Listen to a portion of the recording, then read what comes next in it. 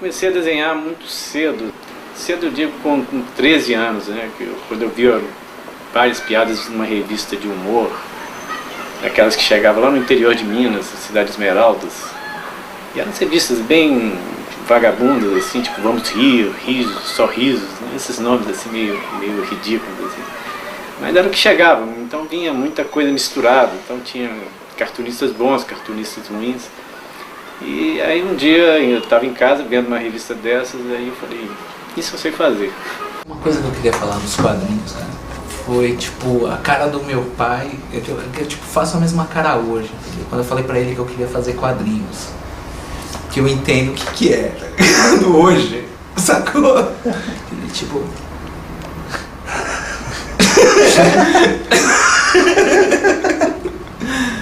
E hoje eu saco a parada, né?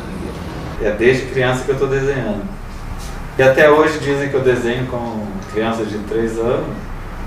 Parece que eu passei 20 anos sem aprender a desenhar, né? E na verdade eu fiquei o tempo todo tentando desenhar que nem criança. Então em algum momento, com 8, 9 anos assim, falaram, vai pras artes, né? Que nem fala, vai pro judô. Eu dei sorte, né? Eu poderia ter virado só um judoca, mediano. Mas uma coisa que eu lembro, assim, que eu fazia, que tem uma puta lembrança, é que eu desenhava em calçada, com caco de tijolo lá no interior do Rio Grande do Sul. Calçada era um bloco aberto, assim, né? Então você pegava aquele caco de tijolo e a gente fazia concurso de desenho de putaria, essas coisas. Mas um dia a gente fez um concurso de quem desenhava o pau maior, assim, e eu acabei ganhando o concurso porque eu simplesmente dei a volta no quadro, assim.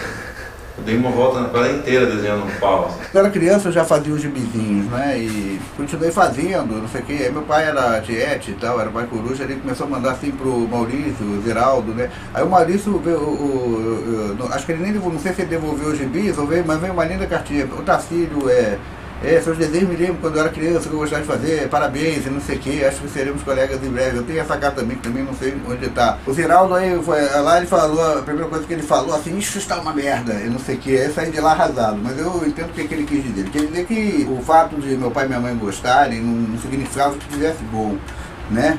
E eu acho que ele tem razão até hoje, inclusive e tal. Fiz quadrinhos bastante tempo, agora estou tentando sair dessa.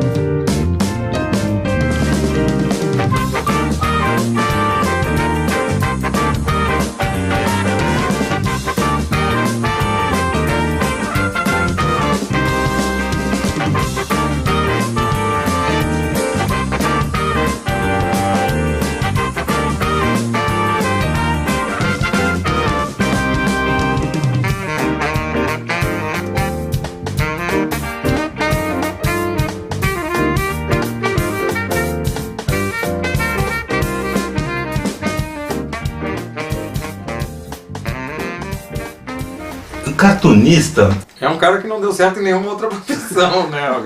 Alguém com sérios distúrbios mentais. Bom, o cartunista é aquele xarope que tentou fazer outra profissão. Eu falei pra você que tentou ter vocação pra alguma coisa mais séria, não teve, então ficou no cartoon mesmo, sacou? Se você fosse representar um cartunista graficamente, é mais difícil do que representar, sei lá, um engenheiro, um banqueiro, um bancário, né?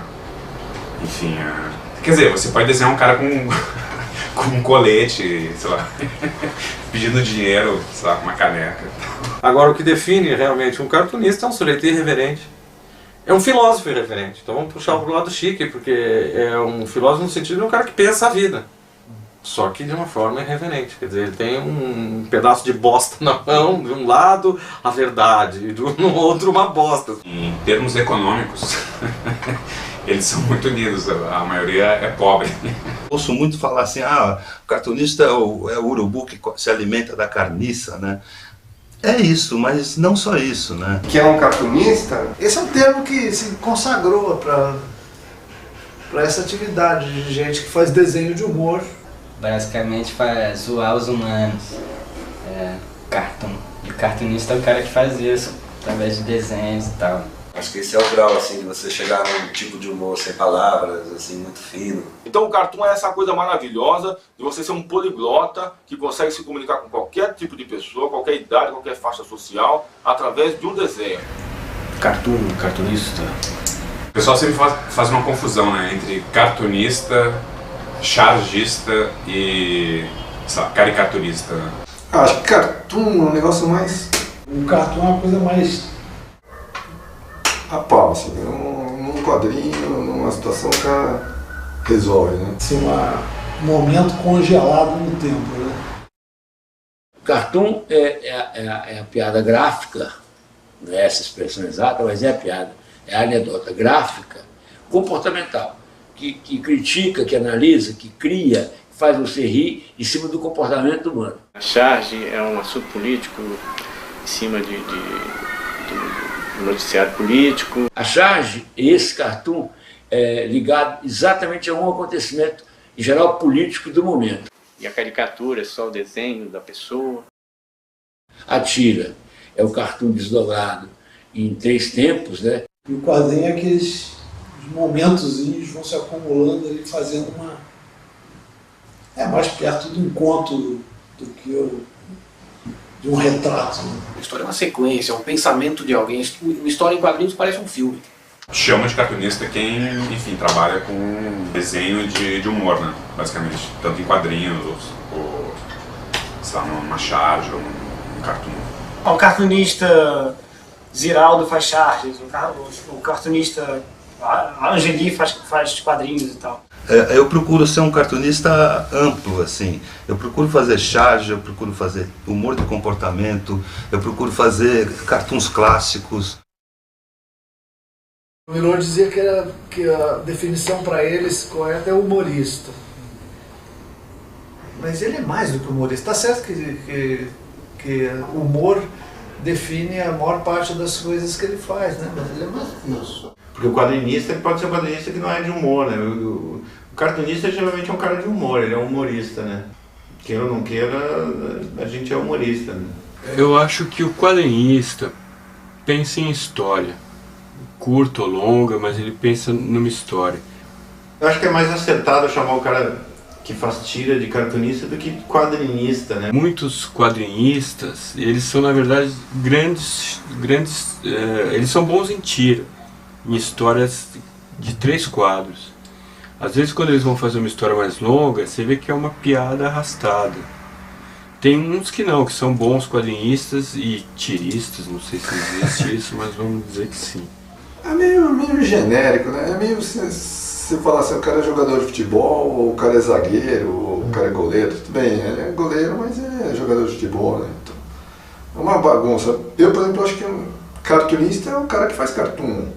E quadrinista é o cara que faz história em quadrinho. Mas como todo mundo faz uma coisa, acho que não... Mas acho muito diferente cartoon, esse mundo cartoon, charge e quadrinhos. Eu acho que são coisas bem distintas, assim. A gente acaba chamando de cartunista que é mais fácil, né? Eu acho um termo errado para quem faz quadrinho. Mas é porque eu sou da velha guarda. Check-in de hotel é desenhista, que é para não dar erro. No registro do hotel eu sou jornalista. Para explicar para as pessoas, eu sou um autor de um monte de coisa. Eu sou um cara de jornal, mas eu já coloco cartunista, foda-se, é isso que eu sou, tenho que assumir, tá? Né? Agora, se eu fosse político, eu acho que eu ia colocar outra coisa, teria vergonha de colocar. Eu falava quadrinista quando eu era quadrinista. Depois, quando eu comecei a fazer muita coisa, e nem eu sei exatamente o que eu faço agora. Chargista, cartunista, é estranho porque não... Você pode até escrever isso no hotel, podia escrever cartomante, qualquer coisa, porque não é uma profissão, vamos dizer, regulamentada, reconhecida. Quando eu vou me registrar num hotel, eu sempre me registro com um nome falso, porque enfim, eu sou uma pessoa... Agora eu tô fazendo uma coisa que é legal, eu boto manicure. Não, quando eu vou me registrar no hotel, eu ponho... Eventualmente eu penso, não, vou botar cartunista, mas é... Aí você vê como nem o próprio cartunista leva muito a sério a profissão. Eu penso, cartunista... Não, desenhista. Outro dia foi um papo no bar, inclusive. O que você faz? Você está sempre aí, meus pares. O senhor não trabalha? Eu trabalho. Aí, o que o senhor faz? Eu sou cartunista. E o que é ser cartunista? Eu falei, eu desenho os bonequinhos, né? E eu publico esses bonequinhos no jornal. Eu falei, sim, mas além disso, o senhor trabalha? Eu acordo entre 11 e meio-dia, mais ou menos. E aí não tem hora para acabar também. Mas também não tem essa de fim de semana. Se eu tiver coisa para fazer, eu trabalho. Fim de semana, Natal, Réveillon, não tem problema. Compensação, se tiver com o saco cheio, segunda-feira, terça-feira, eu não faço nada, não tem... É flexível, né? Tem que fazer uma chave de segunda, uma crônica quarta com ilustração, uma charge na quinta. Mas não tem uma rotina, não. Inclusive sábado, domingo, de repente estou aqui, faço alguma coisa, sento no computador, escrevo. Eu estou aqui no 5º andar, moro no 9º andar do mesmo prédio. Então eu desço umas 5 horas da manhã, eu levanto, tomo um café e desço. Começo a trabalhar, subo para passear os cachorros, volto, subo para almoçar, volto. Mesmo quando minha mulher me rapta para tomar um cafezinho, volto e fico. Quando eu consigo, eu faço a tira à noite, assim, mais ou menos, deixo só uma coisinha para colocar de manhã. Então, lá pelas 9 horas eu volto para cá, aí deixo minha tira engatilhada ali, para daí levantar de manhã só ficar fumando um e curtindo os detalhes. Todo mundo que faz quadrinho para jornal ou charge passa esse problema, sabe, de acordar e falar, hoje é mais um dia, até às 5 horas tem que estar na redação, alguns com mais angústia, outros com menos angústia. Nós temos que mandar mais ou menos por volta do meio-dia para sair no jornal do dia seguinte. Agora, são 11h49, né? Sempre tem um cartoon do Geli que ele faz ali, que ele na janela da casa dele ali, em cima tem um luminoso ali, cartoon 24 horas. Ele diz que você entra nessa, fica ali direto. Ali. À noite eu traço a tira, faço a parte de lápis, dou uma boladinha assim por cima como vai ser o texto e tal. Dependendo, eu passo o pincel e deixo ela na metade. Aí de manhã corto cedo, 8h30, 9 horas, termino a tira, aí dia de charge já começo a ler o jornal em seguida. Você pega o jornal, a primeira página, dá uma olhada nas notícias e faz alguma piada em cima daquilo. Aí eu tento produzir a charge até as 8 da noite. Então a saída é eu fazer uma tira, e até por causa do acelerado da hora, então eu vou fazer mais uma tira dos mosquitos. Ó, isso aqui foi que saiu hoje, então eu fiz ontem, né? E eu não sou daqueles que falam assim, bolei a charge à 1 da tarde e falam, então vou ter tempo pra caralho e tal. Eu falo, então dá tempo. Não, eu bolei e dou pra charge da 1 até as 8. Na verdade, algumas eu faço uma por cima da outra. Essa aqui são só mosquitos falando, né? Para fazer a tira basta eu pegar e escrever o texto, né? Não tem que desenhar nada. Os mosquitos já estão desenhados, bem como a maior parte das tiras, essas coisas seriadas, eu parto de objetos, né? Eu não desenho a mesma coisa, não preciso desenhar a mesma coisa 2 vezes, né? Tem uma ideia meio maluca que se você não bola uma piada hoje, você não bola ela amanhã, entendeu? Acho que aqueles mecanismos intrincados na sua cabeça, de neurônios, então a química que dá hoje não dá amanhã. Então se eu não bolar uma piada hoje, ela não vai ser bolada amanhã. Então eu bolo as de hoje, eu bolo as de amanhã. Então no fundo eu acabo bolando, todo dia eu bolo piada, entendeu? Mesmo que eu não que não as use, entendeu? Olha só, já são 11h52, só tenho 8 minutos para mandar a tira, né? Então agora eu começo, vou escrevendo por cima da outra, né? Pô, eu tive uma ideia agora, mas esqueci, mas peraí que eu vou ter outra. Jota, já é 12h03. Pois é, mas na verdade esse meio-dia é 1 hora antes do deadline fatal, né? Uma coisa disciplinar. Que ninguém leva a sério o negócio de desenhar, né? As pessoas, meus colegas, tem que ir pra casa agora porque eu tenho que trabalhar. que vai trabalhar, vai ficar desenhando em casa. Mas aí muitas vezes tu não tá afim de desenhar, na verdade, né? Tu tá afim de fazer outra coisa. As pessoas encaram o desenho como uma simples diversão, como se tu não tivesse prazo, como se tu não tivesse chefe, como se fosse só assim, olelê. Terminou ela? Terminei. Eu vou mandar. Ó, 12:08. Normalmente assim, a minha velocidade para fazer pode ser de 10 minutos, ou 5 até, mas digamos assim, mais ou menos em média 20 minutos para fazer cada tira. Vai do sofá para a prancheta e para o computador, é isso. Você senta lá no sofá com um caderninho de esboço, tem a ideia, depois senta aqui na prancheta, desenha aqui no lápis, né, canetinha, pincel, e aí escaneia no computador e finaliza no computador, geralmente a cor ali. Eu não preciso de muito material, não ser uma caneta dessas aqui que esteja funcionando e um bloco de papel Chamex, né?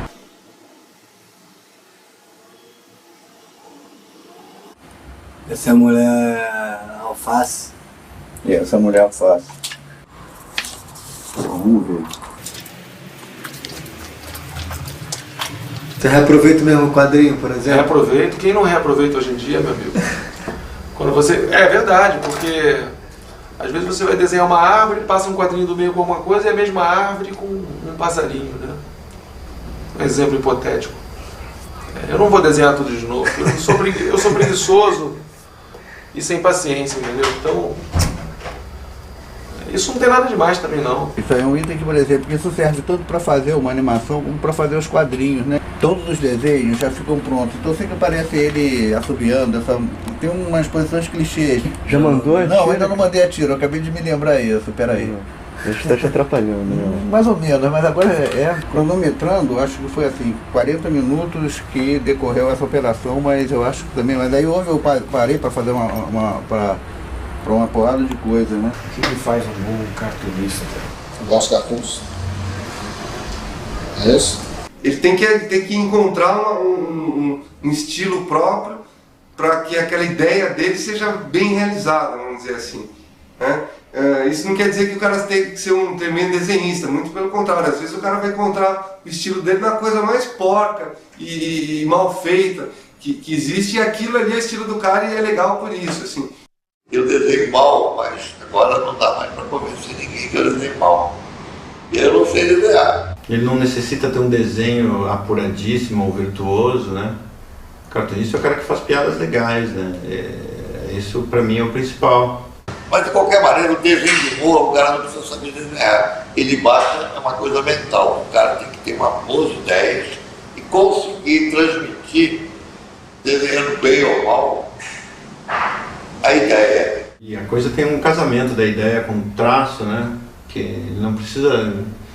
Não pode ser um desenho muito bom para certa piada e também não pode ser o contrário, uma piada boa com um desenho muito ruim, né? Às vezes essa ideia boa só funciona num estilo mais simples, mais limpo, é uma química interessante. O cara tem que achar que ideias funcionam com o desenho dele. Outra coisa que o cara tem que saber, ele tem que ter uma boa cultura, uma boa cultura geral. Conhecer literatura, conhecer, ler muito jornal, ser muito informado. Tem cartunista novo, né, que quer algum conselho, o conselho que eu dou nem é desenhar mais, você precisa leia mais, né, porque eu acho que o desenho você chega lá de uma hora para outra, né, mas acho que as grandes ideias você faz com leitura mesmo, né, porque você tem que ter um procedimento muito grande de cultura para se transformar aquilo em humor, né? Porque eu acho que o humor é uma chama, um fogo fato aí dessa coisa toda. Mas eu acho que os bons cartunistas têm isso com uma certa facilidade, assim, associar ideias e surpreender a ordem natural das coisas. Quando você vê o contrário do que você estava achando, aí você dá uma risada, sabe? Tem vários tipos de riso, cartoon, né? Tem um riso triste, tem um riso tem um riso... Mas o cara que faz rir já nem começou, já chegou lá. Então, isso depende até muito da qualidade do desenho. Tanto uma coisa tosca pode fazer sucesso, entendeu? Como uma caprichada, desde que seja... tem que ter uma alma o desenho, né?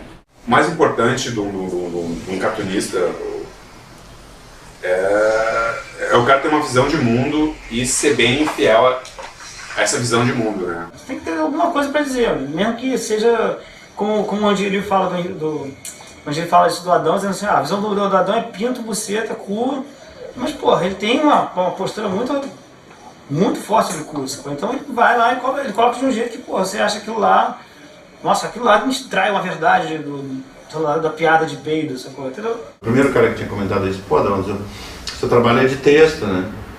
E é verdade, né? Como o trabalho do Arnaldo também é um trabalho de texto, né? É um puta texto, né? Com desenho que eu gosto muito, que ele sabe o que fazer, o que ele pode fazer com o desenho, que o desenho dele é limitado, mas ele fica só ali, né? E é muito bem feito aquilo, né? Todo mundo é desenhista, né? Desenho é que nem... Nossa, é nato. O desenho é nato, né? Todo mundo nasce com... É que nem a digital do dedo. Cada um tem um desenho assim. A teoria do Laerte eu acho boa, que é o seguinte: todo mundo nasce sabendo desenhar.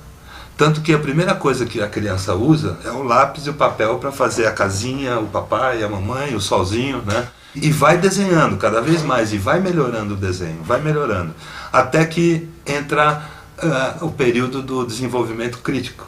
Fala assim, esse desenho tá ruim, esse desenho tá ruim, esse desenho tá ruim, aí até que trava e não desenha mais. E o desenhista é o que não travou, é aquele que continua desenhando. É que dom parece um pouco aquela coisa de... O cara nasce sabendo desenhar, né? Então, pra ele é fácil. Tá numa turma assim, aquele cara é o desenhista, ele desenha desde criança, ele curte desenhar, não sei o que lá, ele é super bom e eu sou ruim, não sei fazer o que ele sabe e tal. Mas se você gosta de desenhar mesmo, achando que você é pior que o cara e continua desenhando, você vai ter o teu desenho, independente se é pior ou melhor. Então, acho que o dom, na verdade, que você tem, não é o dom de saber desenhar, mas é digamos, é o dom de ter interesse por desenho, de achar que desenho é uma coisa que vale a pena fazer. Desenhar não se ensina. Se estimula, se desenvolve, se orienta. Não sei explicar. E acontece isso, às vezes eu já dei uma aula, falo, olha, faço assim, assim, assado, aí no mês seguinte eu já não estou fazendo mais daquele jeito. Ensinei tudo errado. Né? Esse é um dos motivos pelo que eu não dou oficina. Porque eu não tenho certezas em relação ao meu próprio trabalho. Eu não tenho pontos indiscutíveis, assim, sabe? Nem em relação ao que eu mesmo faço, principalmente em relação a isso. Aquilo que eu te falei de não ter um pensamento certo, eu não conseguiria ensinar nada. Eu acho que o cara tem que ser um pouco artista de palco. Ou então, né, vai lá, você tem que prender atenção, né? Tem que ser interessante, né? Eu sou travado já, aqui com vocês dois, eu estou super travado para falar aqui, imagina com um público assim de... Agora funciona assim legal quando vão os outros cartunistas, né? Hoje ele é um cara que fala pra caramba, o Laerte também, lá, tem lá, eu fico só falando uma coisinha ou outra, aí dá. Eu não consigo me comportar como uma pessoa que ensina, até porque eu não soube aprender direito na escola e não desenvolvi nada que me estimulasse a professorar alguma coisa, né? Eu acho que tem umas coisas que é difícil de ensinar. Eu acho que o cara nasce com o punch da coisa, né? Com a verve, ou não nasce, né? Eu não vejo alguém ensinando verve na escola. Que é isso que precisa para ser cartunista. É verve. É você ter uma verve e colocar ela direitinho para o leitor. E isso também se desenvolve, mas não se desenvolve em escola, não adianta. Mas eu não estou vendo um professor falando assim, bom, vamos ver a verve de todo mundo aqui hoje, né? Vamos ver como você está mal, você está bem e tal, vocês têm que estudar mais. Não dá. A verve se desenvolve conforme você vai pensando sobre as coisas, né? Quadrinho você consegue ensinar, e cartoon. Você vai ensinar alguém a contar piada. Você tem alunos assim, o cara vem assim com um negócio e fala, mas isso não é uma piada. Ah, mas eu fiz, olha, tá crítico e tal, falando, não é uma piada. Conta uma piada, o cara conta e não sabe contar piada, o que você faz? Você ensina, vai mandar ler o Freud, o Schist. Não dá. Mas eu acredito que quadrinho tem muita técnica, muita coisa que possa ser ensinada. A imensa maioria de perguntas para mim que vem por e-mail é que caneta que eu uso, entendeu? Isso é legal, essa troca de informações eu acho muito legal. E é uma forma até de ensinar, né? Então, olha, eu desenho com isso aqui, mas tem cara que desenha com isso aqui, ó. Já dei aula particular de quadrinho. Eu acho que isso funciona mais, no sentido do cara que quer, sei lá, do garoto, da garota que quer fazer quadrinhos, conhecer uma pessoa que faz quadrinhos, que vive de quadrinhos, né? Entrar em contato com as pessoas e perguntar o que quiser pra ela, tipo, não, qual é o pincel que você usa nanquim, sei lá, você esboça, é mais uma coisa de você, funciona, ao meu ver, no sentido do cara entrar em contato com alguém que vive daquilo e tal, e, enfim, de algum jeito tem as manhas, né? Eu dou umas oficinas de quadrinhos, sim, eu gosto, mas normalmente é meio curto, assim. Eu acho que em 97, talvez, 96, é uma coisa assim, Eu dei uma oficina lá na Casa de Cultura Mário Quintana, em Porto Alegre, junto com o Fábio Zimbres. Eu acho legal dar oficina de quadrinho quando o cara é muito interessado e já tem uma bagagem, sabe? Porque daí ele leva lá um personagem, alguma coisa, começa a discutir com ele, dá umas ideias e tal. Daí você usa a oficina, na verdade, para conversar com o cara e o cara sair com outras ideias. Basicamente, o Fábio ficava, enfim, dando uma dura lá nos moleques e tal, e eu ficava fumando. E tentando afastar eles com a fumaça do cigarro. Aí eu tinha, sei lá, uns 13, 14 anos, eu desenhava já.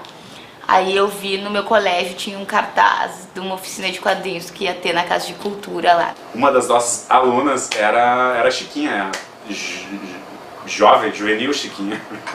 Sei lá, tinha 15 anos, 16 anos, não sei. Tá, eu cheguei, era o Fábio Zimbres e o Alan que davam oficina. Daí a jovem Chiquinha foi lá ter aulas. Só que daí eu comecei a ficar meio tédio, comecei a ficar perturbada, sabe? Aqueles colegas de oficina, tipo, tinha um senhor de 80 anos, tipo um gordinho rejeitado com um ranhão, assim. Aí eu, ai meu Deus, o que estou fazendo aqui? Mas se o cara vem cru, assim, quer aprender a base, desenhar, né? Quer aprender a desenhar, quer aprender como é que faz o balão, toda essa tecnicalidade, essa coisa assim, aí eu acho um pouco meio chato. Aí a primeira aula eu me lembro que era tipo uma projeção de slides, aí ficava os livros falando, aqui esse desenho, babá, tinha uma trajetória, os slides de cabeça pra baixo, assim. E eu, interessante, tá. Daí depois na segunda aula, agora vocês criam uma história. A gente ficava lá sentado. Aí no segundo dia, agora continue que vocês começaram ontem. Aí eu ronque. Só que ela, enfim, ela foi muito esperta, ela foi 2 dias assim, já sacou qual era. Depois não foi mais. Eu posso fazer isso em casa, sabe? Na real, daí eu meio que desapareci. Eu roubei os desenhos dos professores também, porque eram a fuder. Afanei alguns e sumi. O cara já tem que vir meio com uma bagagem, assim, tipo, de já saber as coisas e aproveitar o curso para pegar informações, juntar com aquilo que ele já sabe, com a vontade que ele tem e agir antes, né? Sempre quando me entrevistam, fazem essas perguntas do tipo, o fato de ser mulher, não sei o quê, porque tem poucas mulheres, não sei o quê. Não sei explicar porque, talvez, sei lá, porque mulher gosta mais de dinheiro,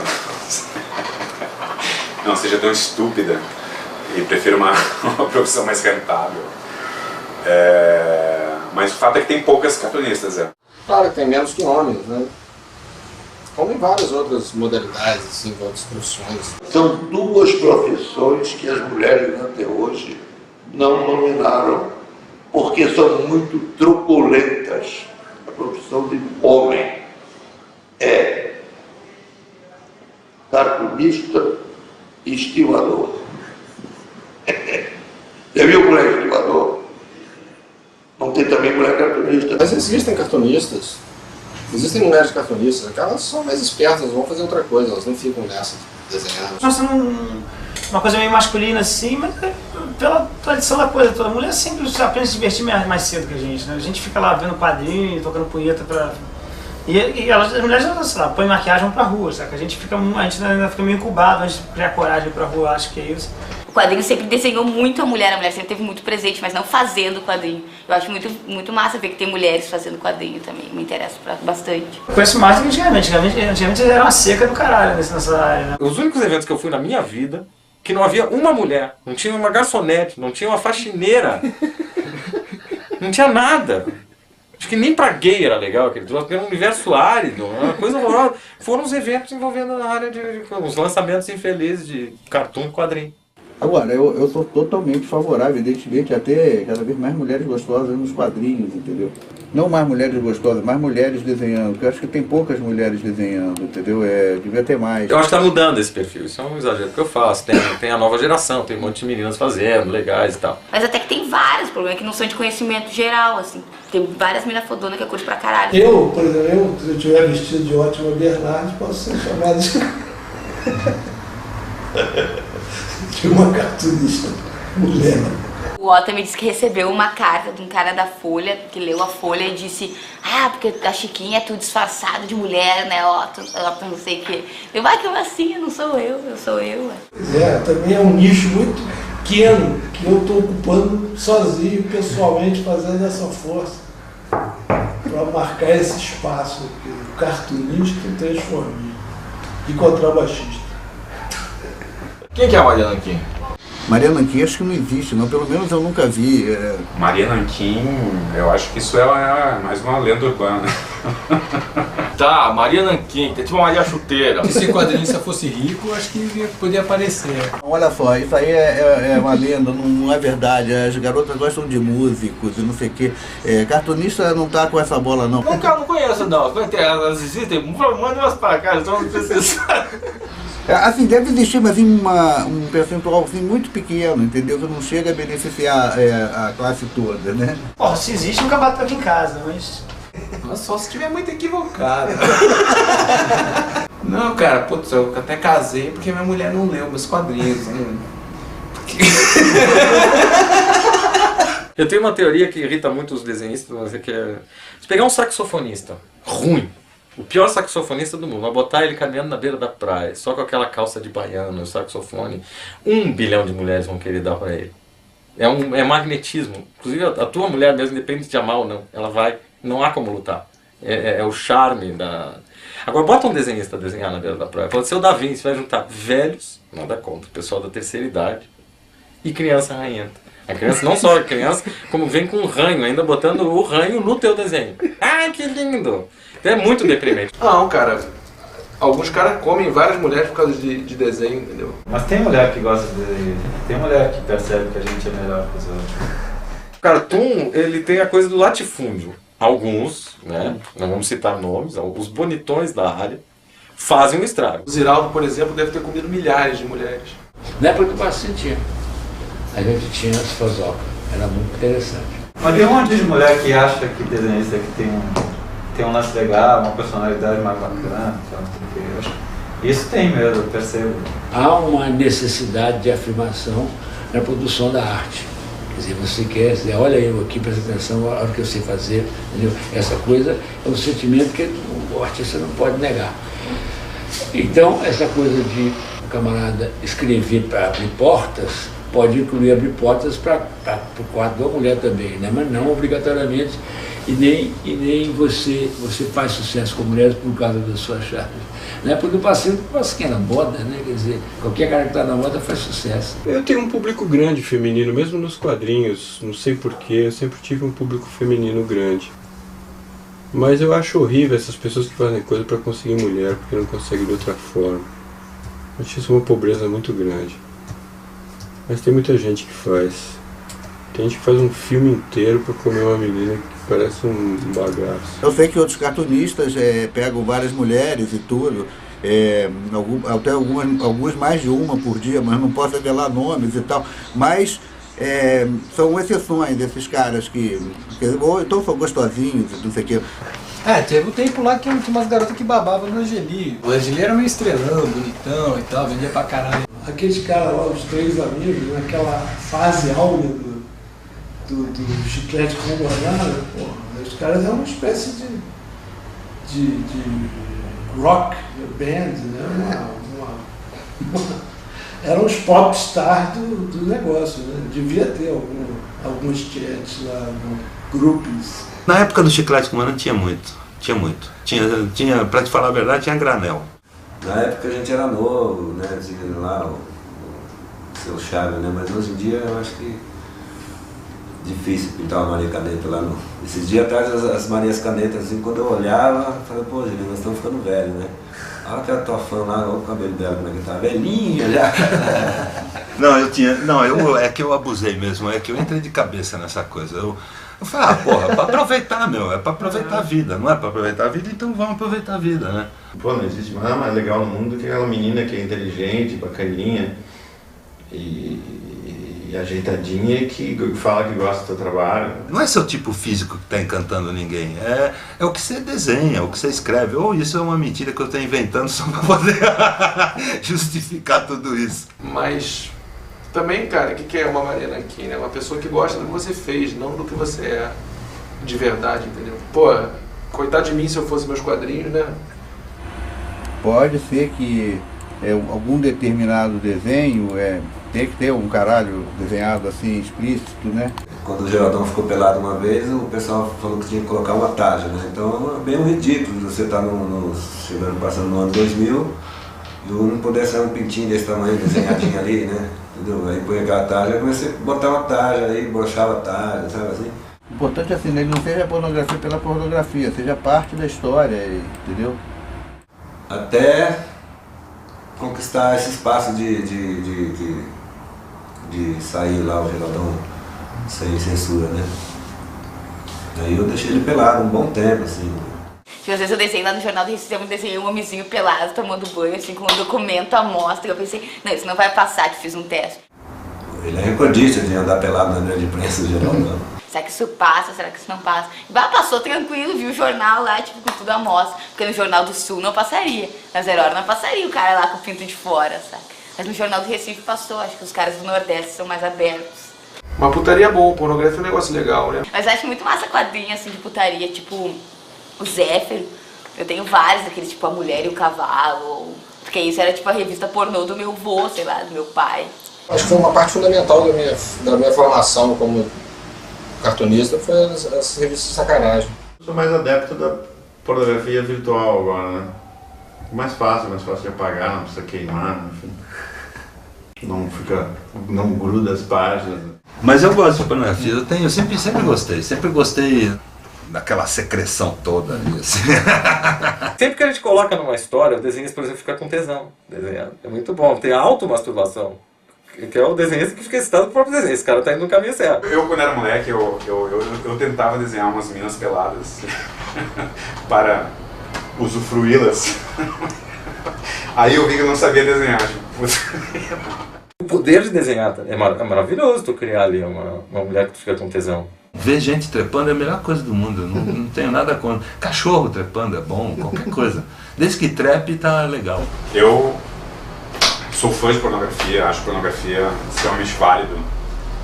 E inclusive gosto de quadrinistas, cartunistas que, né, mesclam a pornografia ali nas suas narrativas, como Schiavon, lá que faz as histórias do Mãos Trocadas ou da Vesga. E aí tem alguns momentos calientes. Quando fazia o pornô era encher 70% do quadrinho com carne. Esse é o segredo do sucesso do quadrinho pornô. Eu já falei, um dia eu vou lançar um livro de autoajuda que são técnicas de masturbação, que é a única forma de se autoajudar. Pornografia faz parte do mundo. Tá aí pra gente usar pra piada, usar pra texto, usar pra tudo. Usar até pra prazer próprio. Eu baixo os filminhos de velha, eu gosto de velha, eu gosto da terceira idade. Tenho muito CD que é a melhor idade, terceira idade. Gosto de umas coisas meio bizarras. É o lado sombrio do ser humano, mas é um lado, ele gosta disso. Eu gosto de coroa, eu adoro, desde... É engraçado que eu já tô na idade que eu tinha que começar a gostar de menina nova, né? Mas eu cada vez gosto de mulher mais velha ainda, daqui a pouco eu tô gostando de necrofilia. Tô perto.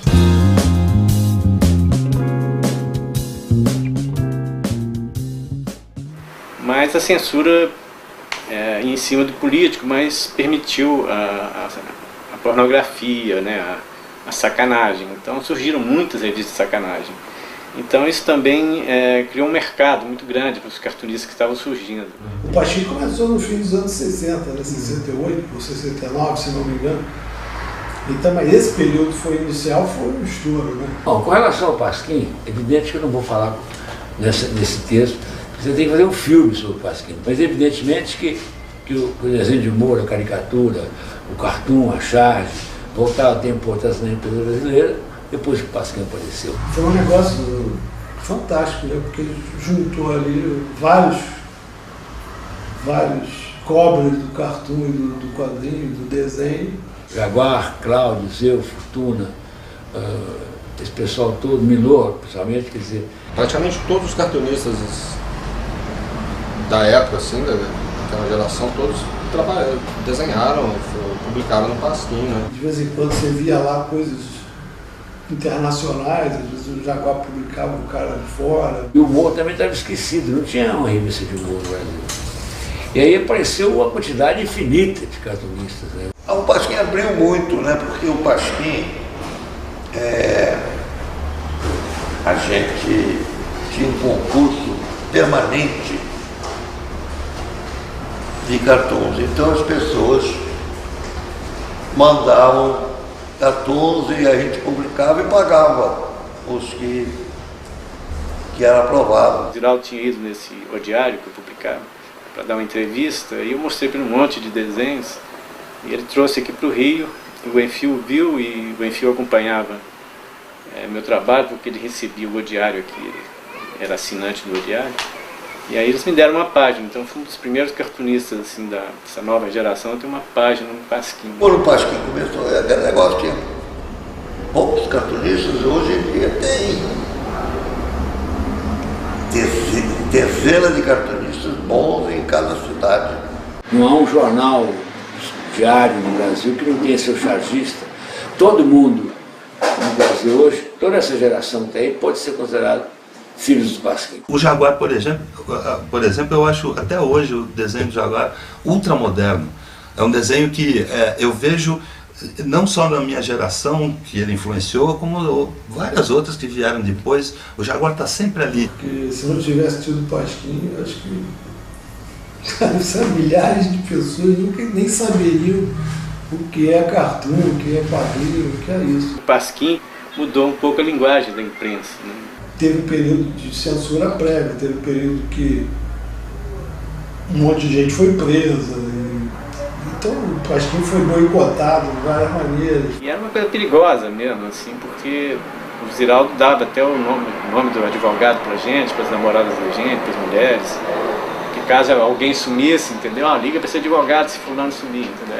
Era isso que vinha, entendeu? A gente com 20 e poucos anos, a gente era corajoso, né? Mas tinha medo de nada e tal, mas tinha uma paranoia grande, a gente conhecia amigos que já tinham sumido, gente que militou às vezes em guerrilha, gente que foi torturada. Era uma época de censura muito violenta e os jornais descobriram também que uma maneira de burlar a censura era o humor, né? Então todos os jornais queriam ter um chargista, então foi quando teve o boom do Pasquim, teve o boom do humor também, né? Porque os jornais queriam cartunistas e os cartunistas também queriam publicar. Então havia uma demanda grande para cartunistas. E um outro aspecto é que a censura, né, a censura militar, ela proibia a parte política, então você tinha que usar muita metáfora, né, para dizer as coisas, você tinha um acordo tácito com o leitor, a gente fazia uma metáfora, ele entendia a metáfora.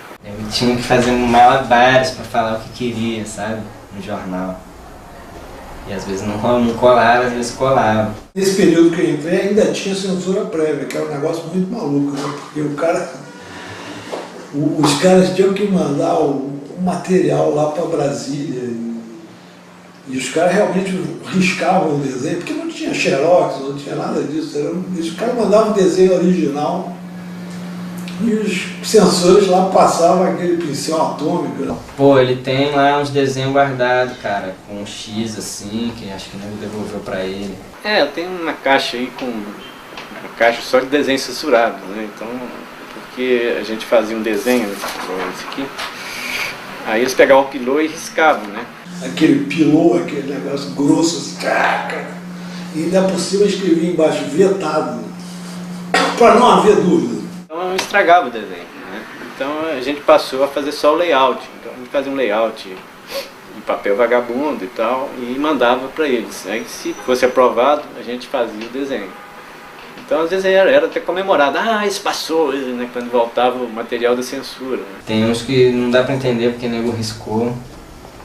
Tem outros que, sei lá, falam uma palavra, às vezes, sei lá, não dá para entender. Alguns não dá para entender. Eles cismavam, né, com alguma coisa que fosse alguma crítica ao poder, né? Esse desenho que eu guardei é ridículo.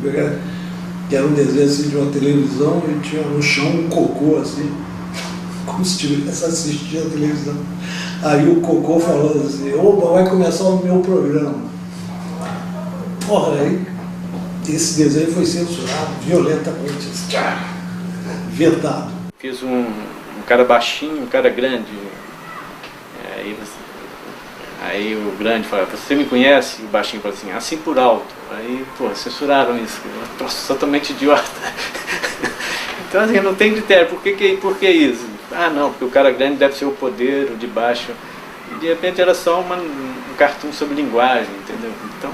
E o Jaguar Ziraldo, eles mandavam um monte de coisa, assim, textos absurdos, copiava qualquer texto, mandava uma quantidade enorme de material que não era nem de verdade, era só para boi de piranha, né, para ver se confundia os caras. Mas os caras eram chatos, e eu acho que eles liam tudo aquilo e saíam censurando direto. A gente tentava burlar a censura, mas não adiantava nem você provocar a censura, né? Você acaba se adaptando à miséria, né? Lembra aquela história da rã, que você jogar ela na água fervendo, ela pulou para fora, mas você colocar ela dentro da água fria e se for esquentando, ela cozinha ali dentro. Então é esse processo que o poder faz, né? de cozinhar em banho-maria, né? E no final você acabava fazendo um desenho idiota e se passava, você vibrava, quer dizer, você já estava contaminado com o poder da censura, né? O foco do Pasquim lá, a coisa deles era mais político mesmo, porque era um regime de exceção, aquela coisa toda, então a ideia era bater no regime, e tinha todo aquele negócio, né, aquele clima político de contestação. Tinha Guerra Fria, entendeu?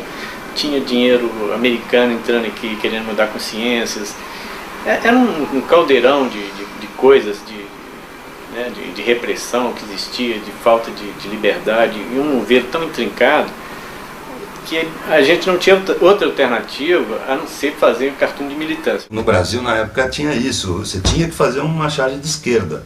Você não podia relaxar um pouquinho e fazer sobre o cabelo de uma dondoca. Com a abertura, esse panorama mudou um pouco, né? Porque aí os jornais já podiam falar de qualquer assunto, né, político, e já começou a prescindir um pouco dos chargistas, né? Então o mercado ficou um pouco menor com o fim da censura, né? Então a gente partiu para outras revistas, outras publicações. Estava um mau marasmo, não tinha nenhuma revista de humor, de humor que não fosse influenciado pelo Pasquim, ou tentando fazer um novo Pasquim. Eu não conseguia publicar em outros lugares onde o editor era mais engajado, vamos dizer. O cara, não, esse humor é alienado, pô, né? Já porque o tom da época era humor político, de carrasco, contra os militares, né? Se eu desenvolvo um tipo de humor, e que é um tipo de humor, por exemplo, que eu e o Laerte desenvolvemos aqui, nos anos 80, e o Glauco também, não era um humor que a gente de repente tirou do nada, criou uma coisa nova. A gente foi beber lá nesse tipo de humor dos anos 50, do Carlos Estevão, do Milor no Pif Paf, né? E a gente modernizou, injetou uns rocks ali no meio para transformar uma coisa da nossa geração. É lógico, a gente não planejou, vamos injetar, vamos fazer, foi saindo, né? A Chiclete com Banana e tal, que é o que marcou mesmo o pessoal da minha idade, assim, quase não se falava em política. Era um quadrinho mesmo, um humor de personagens, de situações, era um lance de sacanagem, né? Drogas, esse tipo de coisa. O Chiclete com Banana foi o primeiro que teve influência do Pasquim, mas muito dos webcomics, da Harakiri, Carnat Sauvage, a revista francesa, misturou coisas que antes não estavam misturadas, né? Era uma vontade que acho que todo mundo tem, né? Fetiche. Que então. é o fetiche de cartunista, ter uma revista de humor e tal. E aí resolvemos fazer a revista, que era uma revista para ser só o meu trabalho, só que isso se mostrou inadequado, né, para mim, porque não daria para fazer a revista sozinha, e aí fui incluindo colaboradores, e aí virou, nos últimos números, era uma revista já densa, tinha textos de várias pessoas, tinha encartes.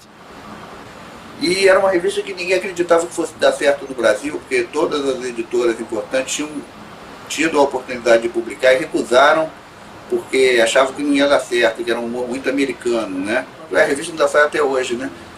Então, todo mundo foi leitor de média numa época de sua vida e guarda essa reputação, né? A gente pensou que ia fazer 1, 2 números, 3 números, o máximo, né?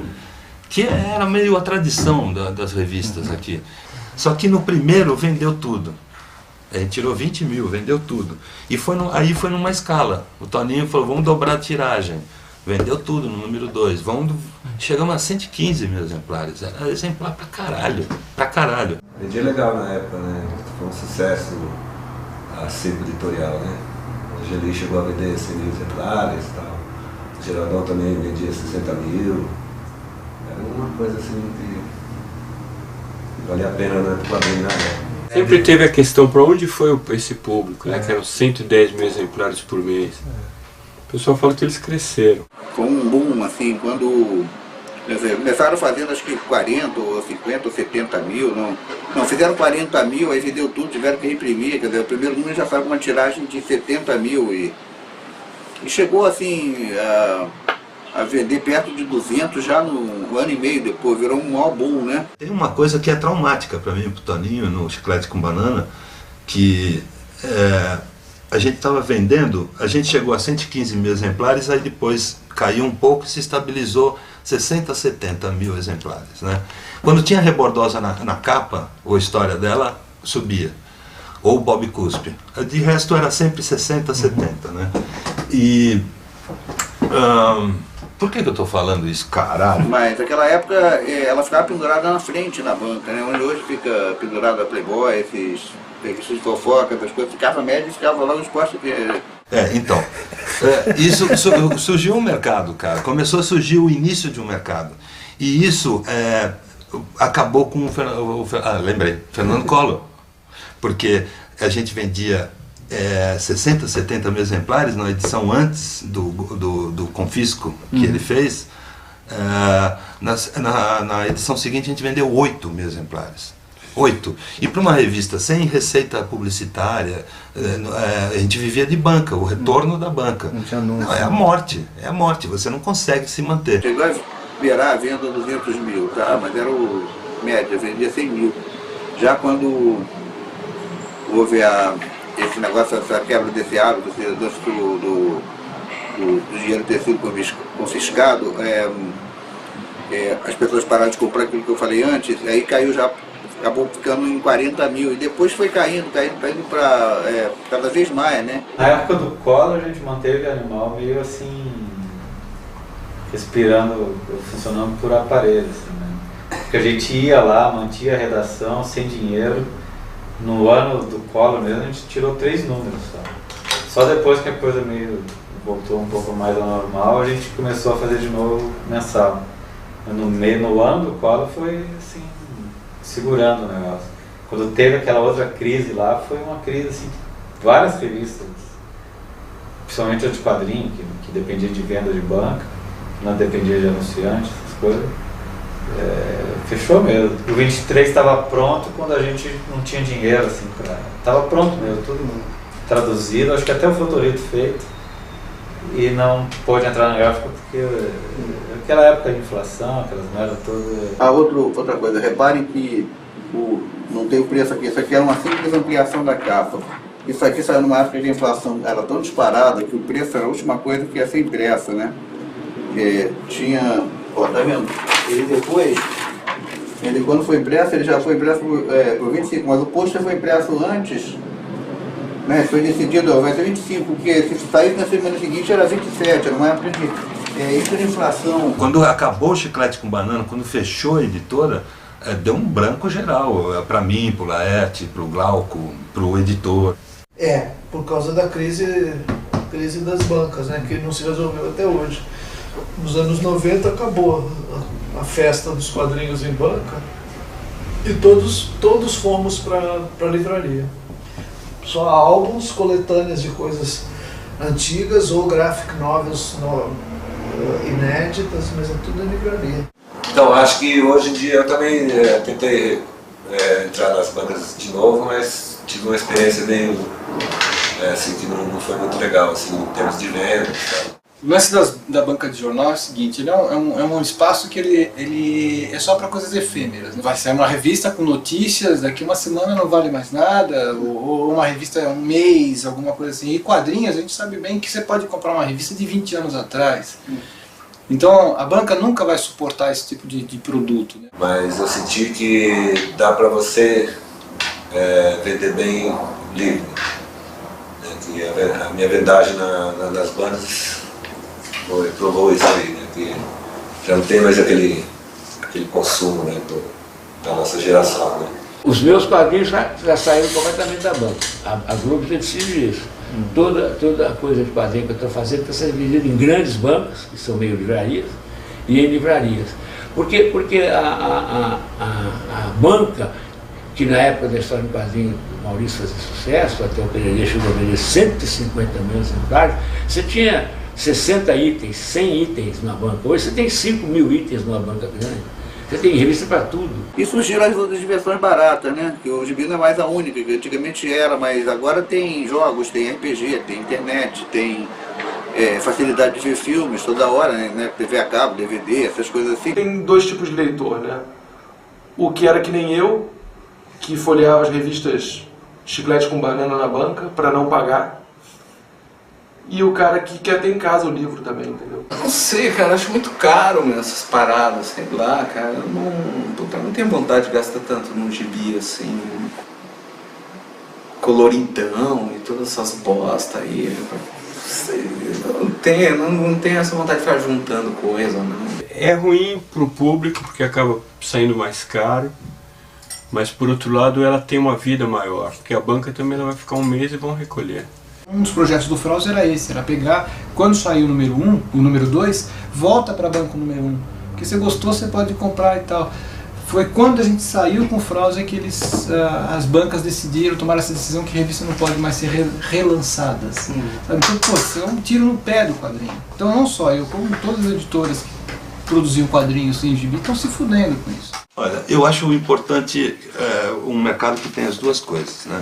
Eu acho que o mercado de banca é onde você ganha os leitores, é onde as pessoas vão ter o seu trabalho de uma maneira mais acessível, tá próximo de você, tá na banca de jornal, na sua esquina, né?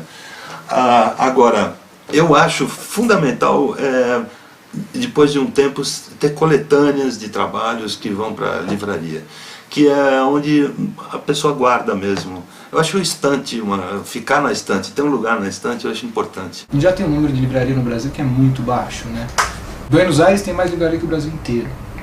Então, isso aqui é uma piada. E se a maior parte disso diz que não tem espaço para quadrinhos, então você resolve o quê, né? Pode ser que as pessoas achem que quadrinho é um negócio infantil, até porque o começo foi esse, né? Essa coisa assim, quadrinho para criança, só criança que lê, ou isso aí é para retardado, existe um certo preconceito. Onde tive preconceito foi no tempo que eu vendia de mão em mão. Isso era foda. Quando teve um período que eu saía vendendo minhas revistas, e eu vendia de mão em mão, né? Eu imprimia e ia lá no Bexiga, centros meio intelectuais de São Paulo, e ia ficar vendendo nos bares. A grande maioria das pessoas falava assim, não quero quadrinho, passei da idade. Um cara erudito não vai ler quadrinho, mesmo o tratamento que se dá, né, aos lançamentos, as coisas totalmente diferentes. É verdade, eu fiz uma palestra para uma entidade aí como quadrinista e me pagaram R$300. Aí 2 semanas depois me convidaram para fazer uma palestra como escritor e me pagaram R$1.600. E tinha van com ar-condicionado, não era Kombi. É muito diferente o tratamento. Até pelo nome, eu acho que tinha que mudar, né? História em quadrinho é um nome horrível, horrível. Eu ainda não consigo achar um outro nome para isso, mas pô, História em quadrinho é um nome medonho, né? Assim, remete a coisa infantil, né? Não fala, por exemplo, um romance não fala história em letrinhas. Você vai ler Romeu e Julieta, é história em letrinhas, né? Não. Esse nicho do quadrinho adulto é uma coisa menor, né? Eu acho. Não é tão grande quanto o quadrinho infantil, mas... Bem ou mal é o cara que mais vende quadrinho nacional no Brasil, né? Deve ser o Maurício de Souza, né? Tem outro que vendeu assim tanto pro mundo inteiro, vende até hoje. Maurício de Souza, eu acho um grande autor, enfim, dentro do caminho dele, né? Que ele próprio, aliás, construiu.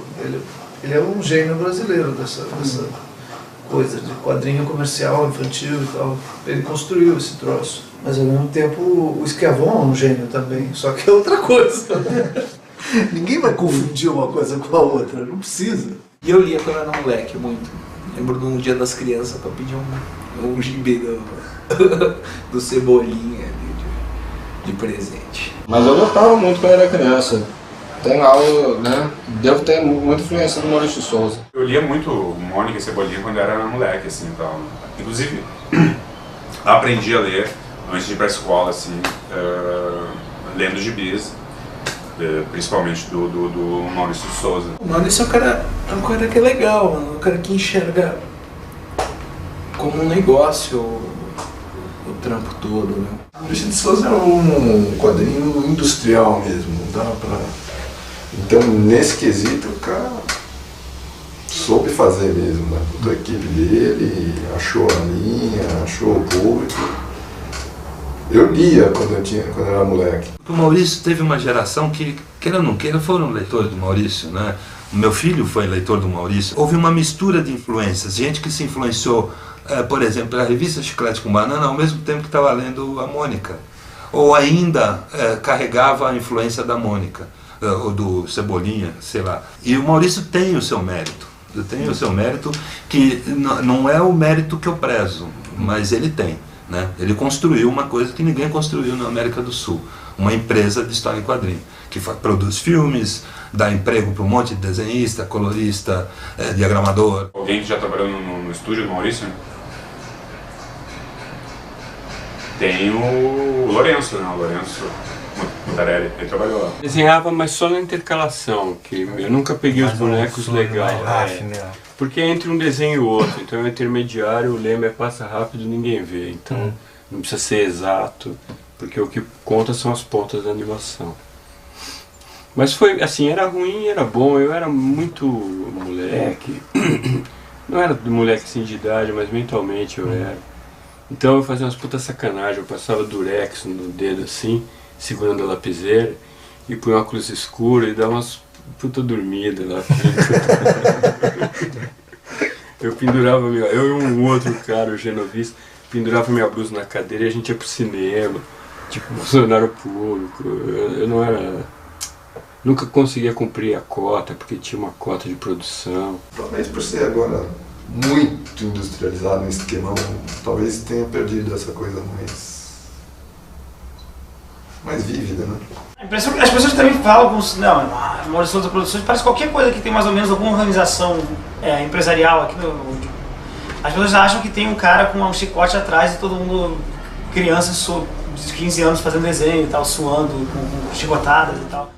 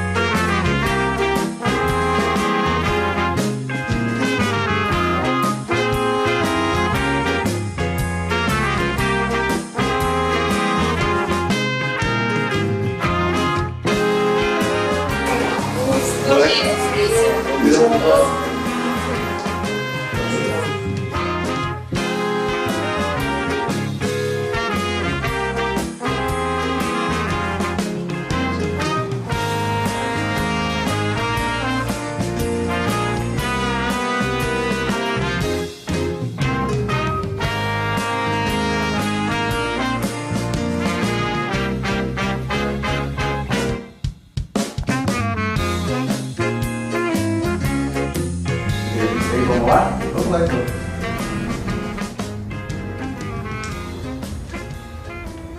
Lógico, no começo eu não tinha equipe, mas desde o começo a minha ideia era fazer equipe, era ter auxiliares para que a gente pudesse ter mais facilidade e mais tempo de criar mais e poder competir com material estrangeiro. Quando eu montei a minha equipe, foi uma violência contra mim mesmo. Puxa, alguém vai mexer no meu traço, na minha letra, no meu desenho, depois no meu roteiro. Nossa, cada uma dessas foi um parto. Mas eu tinha que fazer, era a minha proposta, minha proposta. Mas normalmente o desenhista, ele não gosta que mexa. Eu vou mostrar para vocês o passo a passo.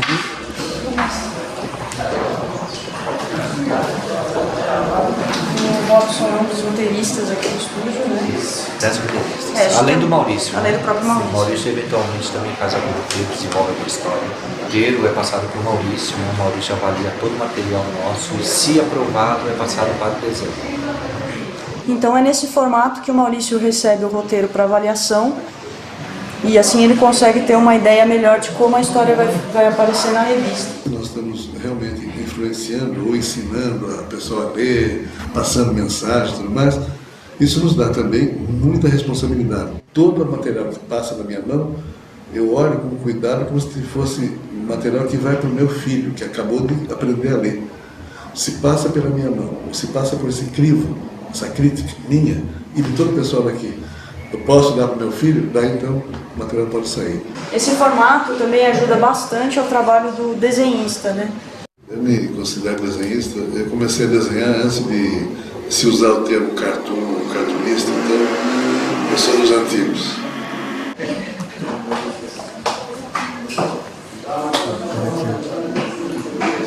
Gustavo, um dos desenhistas, então ele recebe o roteiro com a aprovação do Maurício e aí, seguindo as indicações do roteiro, ele vai fazendo as ilustrações da história.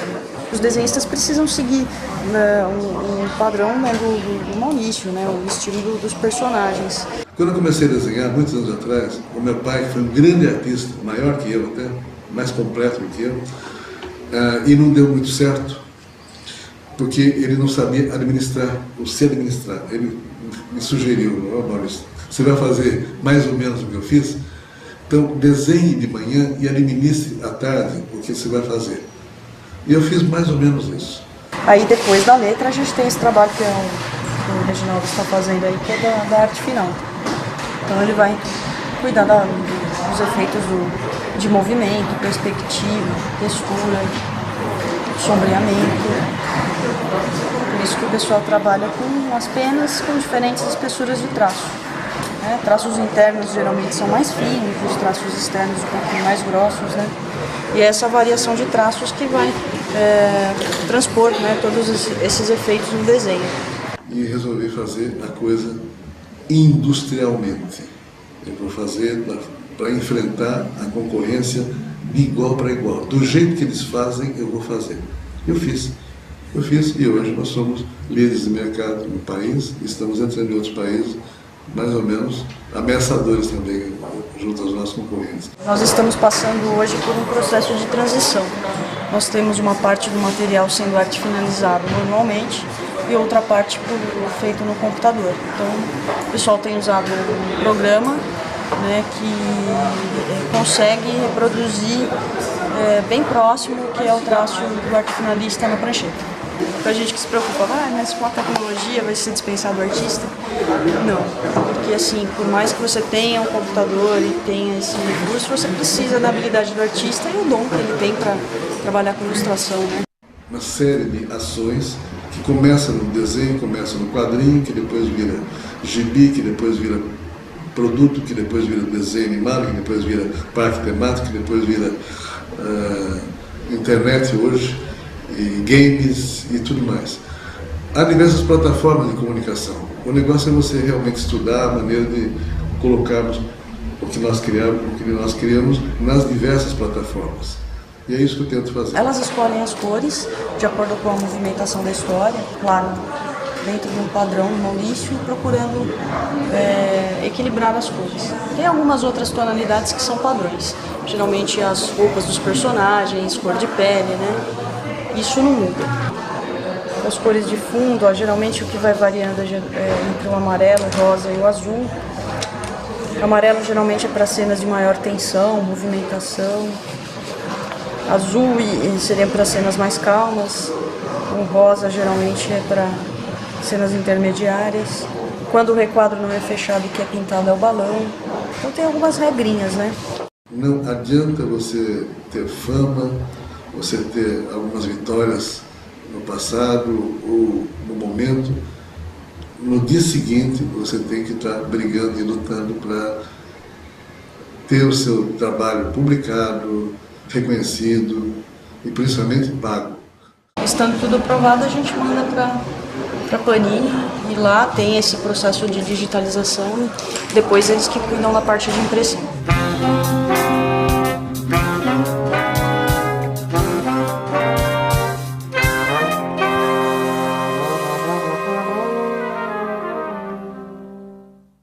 Eu acho que a grande vitória da nossa geração de jornalistas, de artistas, principalmente, foi avançar nesse sentido de ter liberdade de exprimir o que pensa, né? Aqui no Brasil o nego fala que liberdade de expressão, mas é mais ou menos, né?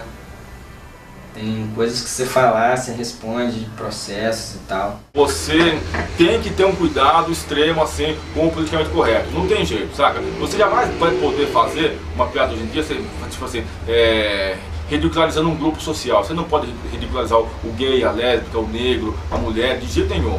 E aí é meio delicado isso, e aí muita coisa vai beirando pro politicamente correto para justamente evitar o maior número de processos possível que você conseguir, cara. Já aconteceu processo por causa de algumas charges, né, na época eu pegava muito no pé da PM, com razão, fazia muita charge de violência, né? Quando eu desenhava na Brasil, por exemplo, na revista Erótica Brasil, lá eu aprendi um monte de coisas, né? Porque era uma revista, apesar de ser revista erótica, era totalmente politicamente correta. Então quando eu era moleque, eu falava assim, o traveco, lá não, lá se eu ia desenhar um travesti, era a travesti, lá que me ensinaram isso. Não, você não escreve o traveco, Márcio, você escreve a travesti, sacou? Então é tudo assim, por incrível que pareça, é tudo politicamente corretíssimo, você tem que tratar tudo com o maior respeito. Foram processos assim, de policiais, não da polícia militar.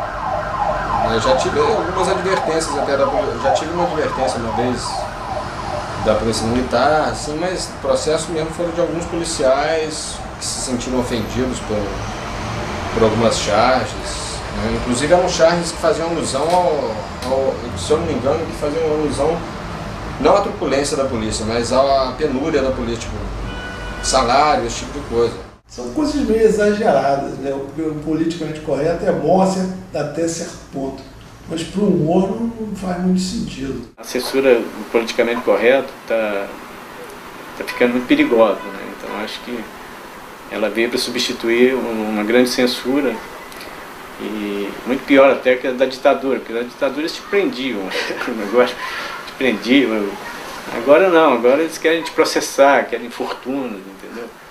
É um negócio complicado. O negócio do politicamente correto é uma importação no sentimento americano. Quer dizer, aquela sociedade do meio oeste americano, a maioria silenciosa americana, é muito enquadrada, entendeu? Então fica esse negócio de você vir com essa hipocrisia de não poder chamar preto de preto, ou não poder brincar com ele, chamar ele de crioulo se você gosta dele, tem que chamar de afrodescendente. Eu acho que você pode chamar o cego de deficiente visual, eu acho que é uma besteira. Por que chamar de deficiente? Eu acho muito mais depreciativo do que chamar de cego. Deficiente visual. Esse o Steve Wonder é deficiente. O cara é eficiente pra caramba. Ele só não enxerga, mas ele é eficiente. É um cara mais eficiente do que muita gente. Ele não pode se chamar de deficiente. Acho uma sacanagem. Certas palavras não podem mais. Isso afeta assim a realidade, né? Então você não pode hoje fazer, às vezes num programa de humor você não pode botar fazer um sketch com um cara com arma, entendeu? Porque não, a criança vai ver, você está incentivando a arma. Você não pode botar bêbado. Você não pode... Entendeu? A realidade vai sendo editada, né? Se bem que o politicamente correto deu muito motivo para piada também. Chamar o anão de verticalmente prejudicado. Você não pode querer virar babá de todo mundo, né? Tá tudo infantilizado no Brasil. Então, hoje se faz um humor infantil porque essa estrutura está empurrando todo mundo a fazer um humor infantil. Né? O meu cartoon é muito pesado, quer dizer, muito pesado no sentido de que ele é um cartoon chamado, que eles chamam de humor negro, que é uma palavra racista, inclusive. Humor negro porque é um humor amargo, um humor pesado, mão pesada. Não é porque tu é politicamente incorreto que tu tem que ser, porra, preconceituoso ou idiota, isso não tem nada a ver. Mas, porra, piada é piada e o que tu acha é outra parada. Não necessariamente a mesma coisa. Piada, às vezes é engraçado. Relaxa, estão levando piada muito a sério. Piada não é pra levar a sério. Quando a piada é boa, ela passa por isso, sem problema, sabe? E a função do humor também é isso, é provocar, né, uma reação. Então, não há o problema que arranquem os cabelos por aí, fiquem histéricos, façam pirraça por causa de uma piada.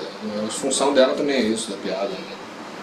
Provocar. A maioria dos cartunistas exatamente está na contramão do politicamente correto, porque é o certamente correto do cartoon é ser contra o politicamente correto. Eu acho que a primeira Dundum é de 89, 90, não sei. É tão engraçado que, na verdade, a Dundum foi criada despretensiosamente. O Adão ia para a França e queria fazer meio que uma despedida, alguma coisa, e deu certo. A revista Dundum, ela teve o apoio da Secretaria Municipal da Cultura em Porto Alegre, e o fato de ter sido patrocinada, né, isso deu uma polêmica incrível, assim.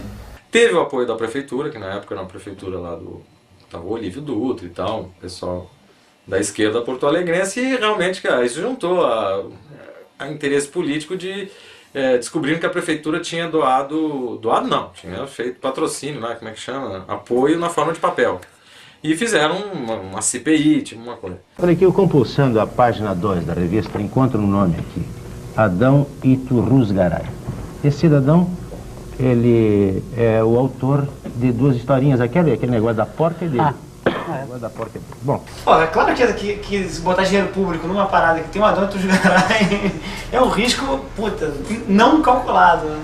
A gente virou notícia, né, porque foi tipo assim, a Prefeitura de Porto Alegre lança a revista pornográfica. Né? Dar apoio a uma revista que eu faço certas restrições de ordem pornográfica, e eu esclareci isso no discurso que eu dei na Câmara de Vereadores, quando eu pego uma revista e começo a folhear, e tem filhas minhas do meu lado e eu vejo cenas de sexo explícito, evidente que eu tenho que me constranger.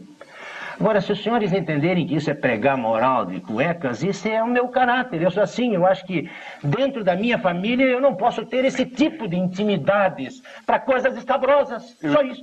Não tinha nada a ver, era simplesmente uma revista em quadrinhos do estilo da Chiclete, Animal, né? Uma revista de quadrinho bagaceira mesmo. Não era uma revista pornográfica, as pessoas veneradas não entendem isso. É chocante o que vocês fazem. Se isso aí vem em nome de... Não é crítica moral, cara. Não estou falando em crítica moral. Estou falando em bom gosto. Vai ouvir. Eu estou falando em bom gosto, em vulgaridade. Isso é o seu juízo de valor. Mas sim, senhor. E eu quero saber. E eu tenho o meu. Como é que com vanguarda tu te atreve a colocar uma revista com essas cenas de alguém dando uma trepada numa porca e deixa levar pra dentro de casa? Enfim, era uma revista de quadrinho para adulto. Tinha cenas de sexo e cenas bizarras de sexo. A Dundum marcou porque a Dundum tinha qualidade também. Ficou marcada por isso. As pessoas iam lá. Aliás, quem foi procurar putaria na Dundum se decepcionou. Barra pesada, né? Aquelas piadas do Adão e tal, de estar sexo com débeis mentais. Esgotou nas bancas, né? Começaram a chamar de pornográfica, botaram um plástico na revista. Agora, quando o sujeito foi lá bater, né, abrir a revista para se masturbar, a decepção com desenho é triste, né? Volte os anos 50. Não? Quando eu quiser pornografia, está escrito na capa.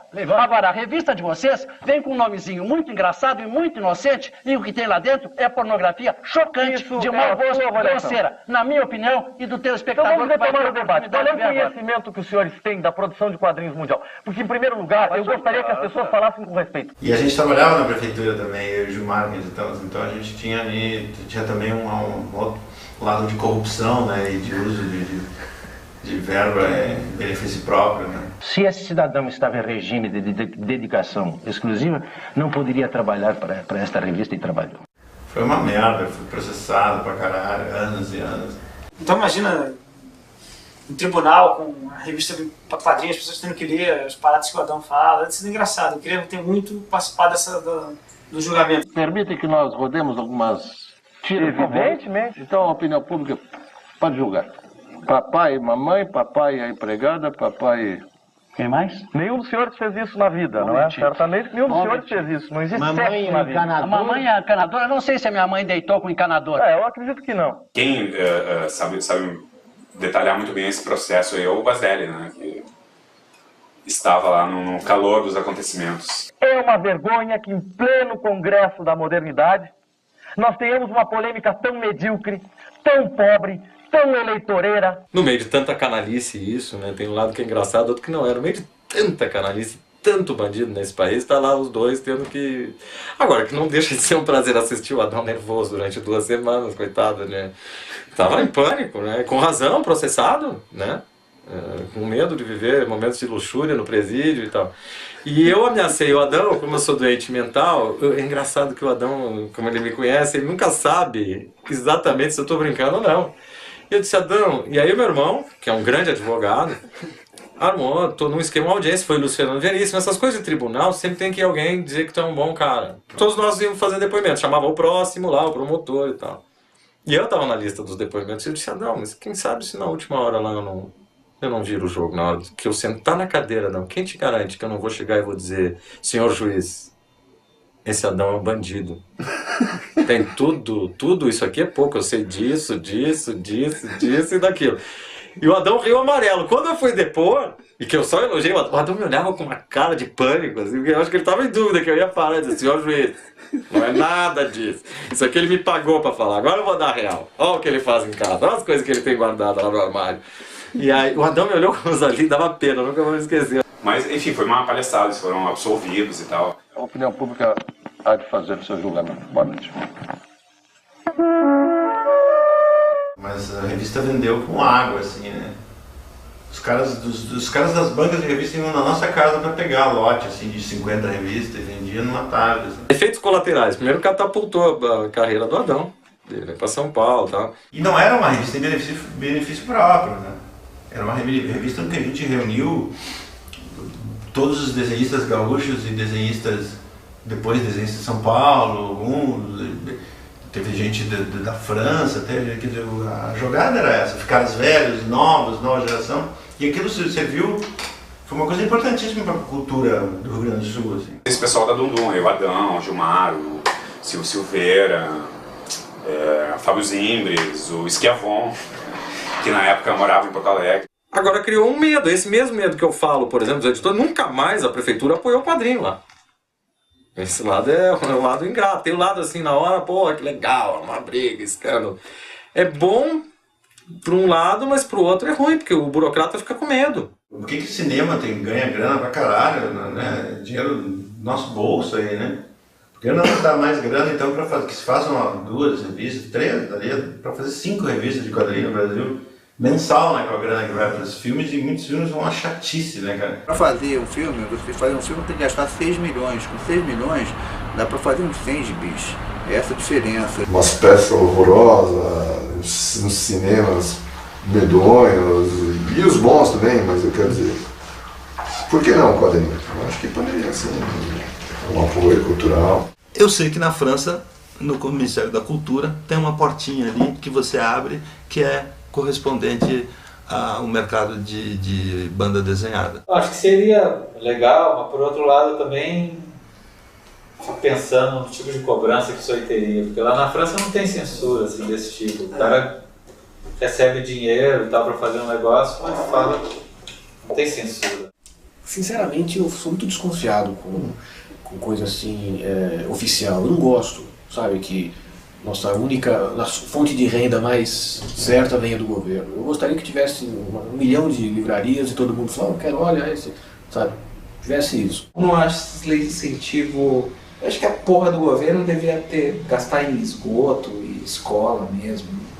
Essas merdas, porra desses filmes que ninguém vê, essas punheta com o pé aí que ninguém faz, não devia ser pago pelo povo. Mas o certo seria o produto se autofinanciar, que é como é o cinema americano. Os caras não recebem dinheiro de Rouanet para fazer os filmes, eles são capitalistas, investem no filme, o filme é feito com todo profissionalismo, né? E eles têm um mercado interno que absorve aquilo, se o filme estoura, os donos do filme ficam ricos, né? Como a gente é visto como uma cultura menor, lei de incentivo à cultura, dizendo, pra que tá dando pra quadrinho? Essa porra é cultura? Independente de arte ou não, é uma forma de expressão e comunicação, é cultura. Se é para ganhar apoio, eu acho que deve ser então considerado como arte, né? Se cinema é arte também, então quadrinho é arte, tá? Essa frescura é arte, mas é arte, né? Lógico, né? Tem desenho, tem história. Todo mundo que vive de criação é artista. Eu vivo de inventar coisa, de inventar uma coisa. A gente tem um papel em branco, ainda não existe nada aqui. Eu vou pintar, vou desenhar uma coisa aqui. Quem faz isso está fazendo arte, logo eu sou artista. No meu caso, não. Eu faço um negócio que é apenas uma espécie de borrada gráfica. Não é arte. Não é arte. Eu acho que a arte é colocado como subcultura, né? Colocado como cultura marginal, de segunda categoria. Eu não me sinto desconfortável também, sendo subcultura, não me sinto mesmo. Então, acho que quadrinho pode ser considerado arte, então, mas não precisa, né? Quadrinho é mais legal que seja um toque, assim. É mais show de rock, né? Quadrinho é mais show de rock e arte é mais, sei lá, mais jazz, música clássica. E eu não sei se dá pra dizer que quadrinho é arte, entendeu? É uma forma de expressão linda, né? É uma arte menor, assim, né? Poxa, é difícil falar, né? Quem sou eu para dizer o que é arte, o que não é? Mas eu não acho que é arte, não. Arte, né? Eu acho legal você gramar numa arte considerada menor e fazer, se você fizer o que lá está fazendo em quadrinho, um dia ele vai ter que ser conhecido, assim, provavelmente quando morreu, sei lá o quê, mas ele é o melhor escritor que a gente tem hoje em dia, ele é o maior poeta, ele é a porra toda, eu acho. Acho que nada precisa ser tratado como arte, nem arte precisa ser tratado como arte. As propostas do que a gente chama de arte não são nem um pouco difíceis de você chegar nelas e estabelecer alguns critérios também, assim como para quadrinho, para cinema, para qualquer coisa. Até às vezes parece uma coisa meio arcaica, assim, hoje em dia, você pensar num cara que ainda existe um cartunista e tal. Mas é o tipo da coisa que não acaba também, né? Sempre vai ter, que nem o circo, o teatro, né? Todo mundo faz, vai acabar nunca. Às vezes o cartunista fica ultrapassado, né? As novas gerações vêm com muita outra qualidade, com outro tipo de informação, com outro tipo de ajuste com o seu tempo e tudo mais, e o cartunista já chegou a um ponto que ele não quer provar mais nada, que ele já saturou o desenho dele e tudo mais. Por exemplo, eu faço muito menos, eu nem faço cartoon mais hoje, mas não me aposentei. Se você me pedir um cartoon, eu faço cartoon, eu faço charge, eu faço ilustração de humor, entendeu? Mas eu não sinto mais necessidade de fazer o cartoon com compulsão, como eu tinha antes. Entendeu? Mas eu aplico tudo o que eu aprendi ao longo da vida no trabalho que eu continuo fazendo. Muda um pouco. Não tem Viagra para cartunista. Enquanto fizer com tesão, não tem aposentadoria assim, não. Agora, aposentadoria financeira podia ter, né? Mas se tivesse, eu tô na fila, porque eu vou fazer 30 anos agora. Não penso numa aposentadoria, até porque a vida não vai ter tanto sentido mais, né? Claro que eu talvez mereça umas férias, até uma licença premium, mas eu preciso trabalhar pelo resto da vida. E no Brasil é difícil você se aposentar e ficar satisfeito, né? Eu acho que a necessidade da arte é importante. Eu não consigo passar um dia sem fazer alguma coisa que seja de criação, né? Então acho que só quando eu ficar com Alzheimer, assim, vai ser impossível. Mas assim, com consciência, eu sempre quero contar uma história, sempre tem uma observação de humor sobre aquilo. Tem vida longa, cartunista. Os cartunistas vão ficando melhores quando eles vão ficando mais velhos. A maturidade vai ensinando cada vez mais, vai nos deixando cada vez mais com vontade de criar, de usar tudo que nós aprendemos para jogar no papel. Se eu me aposentar, eu vou fazer o quê? Eu vou ficar vendo as coisas, tendo as ideias e não ter onde publicar? Eu acho que é tão inerente ao ser humano o humor, né, que eu falo que o humor é o menor caminho entre duas pessoas. Né? Então a primeira coisa, quando um bebê nasce, a primeira coisa que você quer fazer é fazer ele rir. Então você faz careta, você faz uma gracinha, né? Então a primeira comunicação entre dois seres é através do humor. Né? Então eu acho que a última também deve ser. Então eu acho que por isso que em Minas lá os velórios são tão engraçados, porque a última comunicação que você faz por último também é através do humor. Né? Então eu acho que, como eu sou mineiro, acho que da vida até a morte tem que ter humor no meio de tudo isso. Né?